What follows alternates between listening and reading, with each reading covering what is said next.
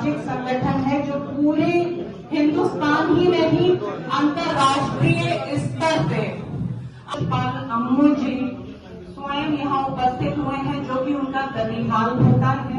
तो उनका आत्मिक लगाव लखनऊ की धरती से बहुत ज्यादा है, यहाँ की धरती से उनको बहुत ज्यादा प्रेम है। हमारे मंच पे आसीन हमारे राष्ट्रीय पदाधिकारी, हमारे प्रांतीय अध्यक्ष, हम सब की तरफ से आपका बहुत बहुत स्वागत अभिनंदन करती हूँ। मैं एडवोकेट श्रद्धा राज सिंह अयोध्या की धरती से हूँ और महिला शक्ति की राष्ट्रीय अध्यक्षा हूँ। अपने राष्ट्रीय अध्यक्ष जी से अनुरोध करूंगी कि अब वे आगे की जो भी आपको उद्घोष देना है वो दें। आपका बहुत बहुत स्वागत है दादा। निवेदन करूंगी कि अपनी तरफ से दादा को यहाँ पे दादा का स्वागत करिए, उनको कुछ देकर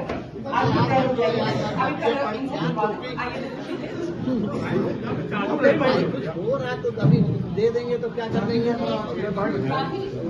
आई से तुम्हारी तक लटाएंगे।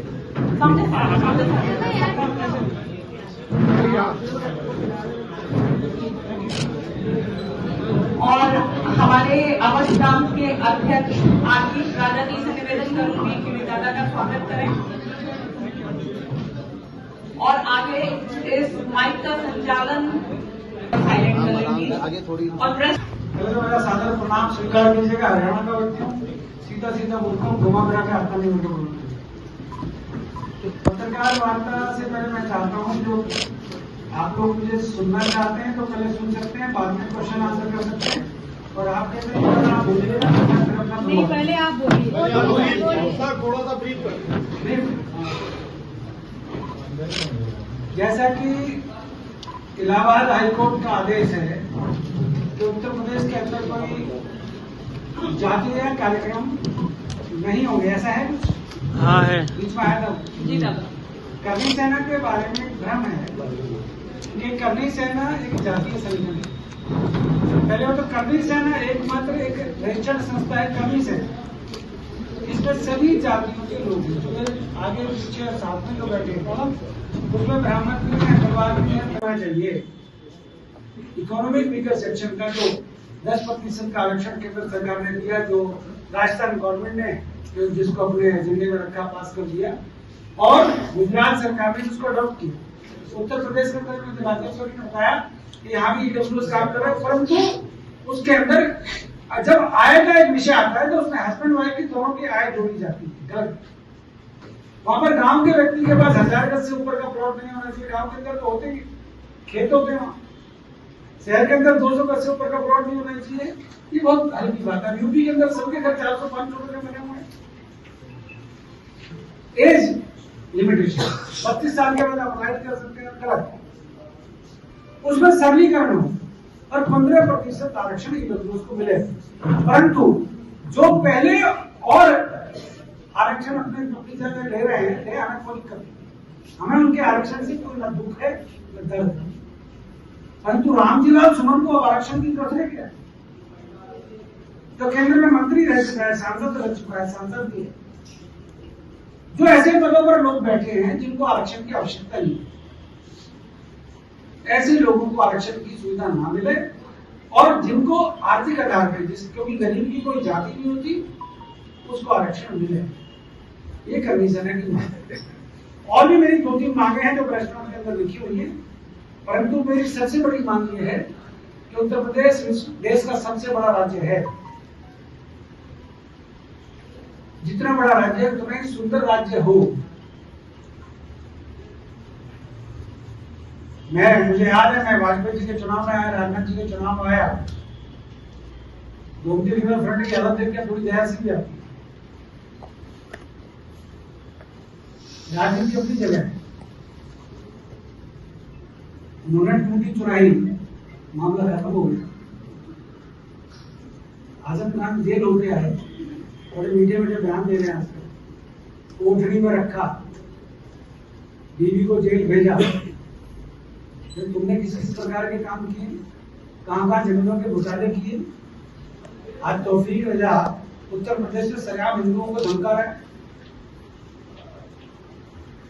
ओवैसी साहब और ओवैसी साहब के भाई हिंदुओं को धमकाते रहते हैं। मौर्य जैसे पूर्व मंत्री यहाँ पर हमारे ग्रंथों का अपमान करते हैं। कोई रामायण के बारे में उल्टा बोलता है, कोई महाभारत के बारे में, कोई गीता के बारे में। करनी सेना ऐसे लोगों को कभी बर्दाश्त नहीं करेगी। मैं आपके सामने कह रहा हूँ और पूरे उत्तर प्रदेश के करनी सैनिकों के सामने कह रहा हूँ तो वरुण पदाधिकारी अभी तो मौर्य के मुंह पे थप्पड़ लगा, सिक्योरिटी लेना हो, मुंह भी काला हो। और जो भाजपा के अंदर मंत्री है, जो समय समय पर भाजपा को आंख दिखाते हैं और सनातन के बारे में बकवास करते हैं, वो भी सुनने नहीं। तुमको गठबंधन करना होगा उनसे, उनको तुम्हारा साथ है, तुमको उनको साथ चाहिए होगा। करनी सेना इस देश के अंदर अपने धर्म का अपमान, सनातन का अपमान बर्दाश्त करेगी। वो आई लव मोहम्मद कहते हैं, हम क्या कहते हैं? मुझे करना होगा सनातन, इसलिए कि सनातन धर्म के अंदर किसी दूसरे धर्म का अपमान नहीं है। हम सभी धर्मों का सम्मान करते हैं, हमें किसी मुस्लिम भाई से कोई परहेज नहीं है। अब तो देखो संघ के आरएसएस के चीफ भी कह रहे हैं, जो पहले देश से भगाने की बात करते थे तब वो भी कहते नहीं हो रहे हैं देश की। भैया देश के बंटवारा धर्म के आधार पर हुआ था।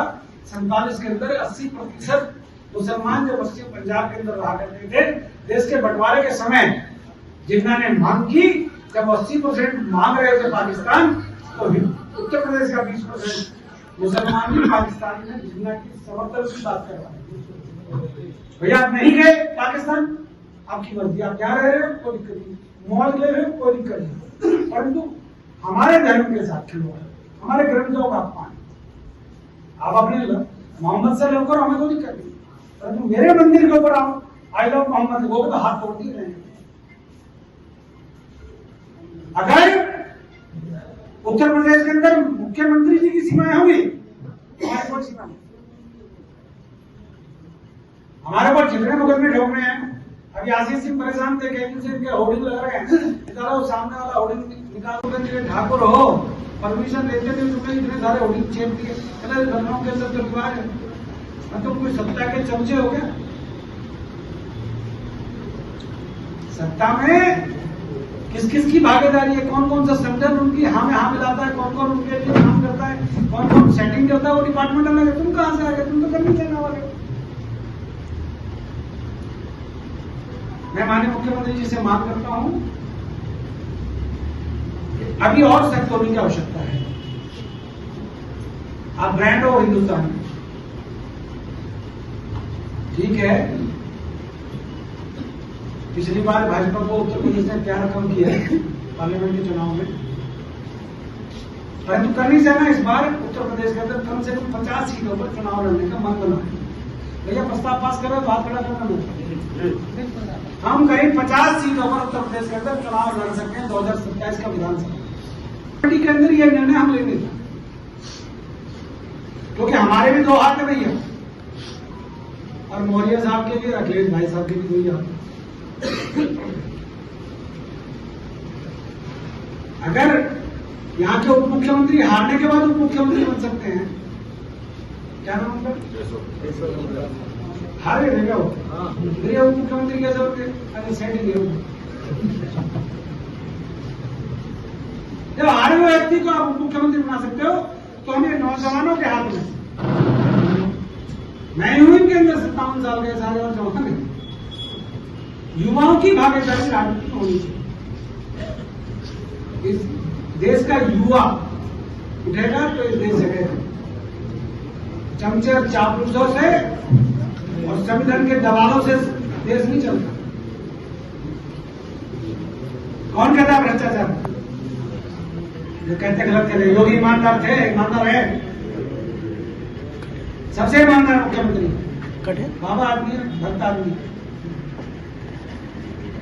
परंतु आसपास में 2-4 डाकू बिठा दिए और वो सरेआम यूपी के अंदर, मैं कहना नहीं चाहता, क्या नाम उसका ऊर्जा मंत्री का, एक है शर्मा, और भी कई होंगे हम लोग का, तो पता चलेगा मेरी वो प्रेस कॉन्फ्रेंस इन भ्रष्टाचारियों के चक्कर में छिप गई। पोल खोलेंगे, भ्रष्टाचार में लिप्त जो मंत्री होगा, उत्तर प्रदेश नहीं पूरा हिंदुस्तान की बात कर रहा हूं, उसकी पोल खोलेंगे और जब पड़ी तो मुंह निकाला करेंगे। ये करनी सेना आज मेरे फेवरेट प्रेस क्लब में बैठा हूं, यहां से आह्वान करता हूं और मैं तो कहता हूं मुझे बिगाड़ने वाला लखनऊ है। 3 साल दिए मैं नंबर 1 मुख्यमंत्री हैं, परंतु योगी जी को कुछ मंत्री, कुछ उनके सहयोगी शायद उनके एजेंडे को साथ लेकर नहीं चलते। जब वो बरेली में तौफीक रजा करते हैं व्यक्ति को, संभल में गुंडों को दौड़ा कर उनका इलाज करते हैं, माफिया को जब उत्तर प्रदेश से समाप्त करने के लिए वो बड़े बड़े निर्णय लेते हैं, तो मुझे लगता है कि उनको और आजादी से काम करने देना चाहिए। क्योंकि पत्रकार हो आप, लोकतंत्र का चौथा स्तंभ हो। वैसे तो जो फिल्म सिटी वाला, नोएडा वाला चौथा स्तंभ थोड़ा हिल जाता कई बार, कई हिल रहे हैं, जो हिले उनको बेचारों को निकाल दिया। मेरी बात समझ रहे हैं आप लोग? तो हमारा कहने का मतलब है कि उत्तर प्रदेश के अंदर बहुत सारी अभी जो डेवलपमेंट होनी चाहिए हो रही है। मेरा जो लखनऊ का 97, 98, 99 था, उसकी लखनऊ में आज के लखनऊ में बदल गया। उस लखनऊ में आज के लखनऊ में बहुत डेवलपमेंट दिखा है। जिस लुलू मॉल में नमाज पढ़ी गई थी वो भी मैं देखे वाला कल जब एयरपोर्ट से आया। और बने, निदानता बने, अच्छी बात है, और भी बने। परंतु मुझे लगता है कि प्रदेश का मुख्यमंत्री जो विश्व स्तर पर प्रसिद्ध है, जो हिंदुत्व का एक चेहरा है विश्व के अंदर, उनको अगर पहले भी ठीक तरीके से, अब मैं ऐसा नहीं है कि मैं योगी जी का प्रशंसक हूं, मैं भारत का नागरिक हूं, उत्तर प्रदेश से मेरा प्यार है। योगी जी के साथ करनी सेना इसलिए खड़ी है कि वो सरेआम एक ऐसा देश का पहला मुख्यमंत्री है जो मन से बोलता है, बटोगे तो कटोगे। वो पहला देश का मुख्यमंत्री है, दौड़ा कर पिटोगे। ये मोबाइल पर अगर तुम्हारी घरवाली का फोन आया तुम्हारी ये कांटे की बात नहीं। तो ऐसा मुख्यमंत्री, मैं तो कहता हूं पूरे देश के अंदर ऐसे ही मुख्यमंत्री होंगे। अब नीतीश कुमार जी की उम्र हो गई, याददाश्त कमजोर हो गई, ऐसे मुख्यमंत्री को झेलना मेरे को सर में आता नहीं, परंतु चलो एनडीए की अपनी पॉलिसी है। करनी सेना राष्ट्रभक्तों की संगठन है, इसलिए हम मोदी जी और योगी जी का सम्मान करते हैं, उनके कार्यों का सम्मान करते हैं। परंतु ईडब्ल्यूएस, इकोनॉमिक वीकर सेक्शन, जो लागू किया, रुको भैया रुको, अरे भैया रुको, राजू जी रुक जाइए। सभी पत्रकारों को प्रश्न देंगे हैं और अन्य जातियां भी हैं, ब्राह्मण।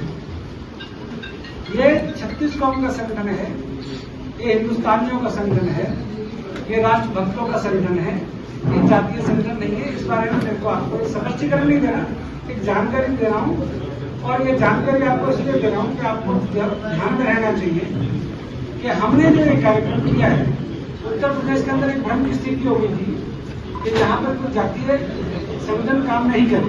तो करनी सेना आपका संगठन है, इस राष्ट्र का संगठन है और एक रजिस्टर्ड संस्था है। पहली बात तो ये। दूसरा, आज मैं दूसरी बार प्रेस क्लब में आया। पहले भी मैं सुखदेव सिंह प्रोग्राम में जिनकी हत्या हो गई थी उनके साथ आया था, आज मैं दूसरी बार यहाँ पर आया हूँ। आप पत्रकारों से मिलकर बहुत अच्छा लग रहा है। मेरी शिक्षा लखनऊ यूनिवर्सिटी से हुई है। मैंने 97, 98, 99 में यहाँ से वकालत की LLB की। भैया पकड़ी वाले रहने दो, वहां पर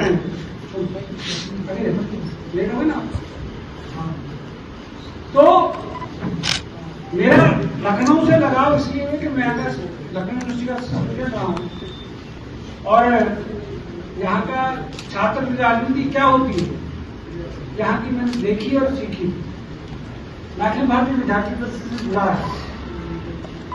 मैं 87, 88, 89, 90 में बीजेपी यूथ में रहा। 37 साल भाजपा की मीडिया प्रवक्ता वगैरह मैंने बीच में पार्लियामेंट के चुनाव में भारतीय जनता पार्टी से इस्तीफा दिया। 2009 में मेरा बहन जी से भी प्यार हुआ था, मायावती जी के साथ भी मैं कुछ सीखने के लिए गया था, वहां भी मैंने बहुत कुछ सीखा।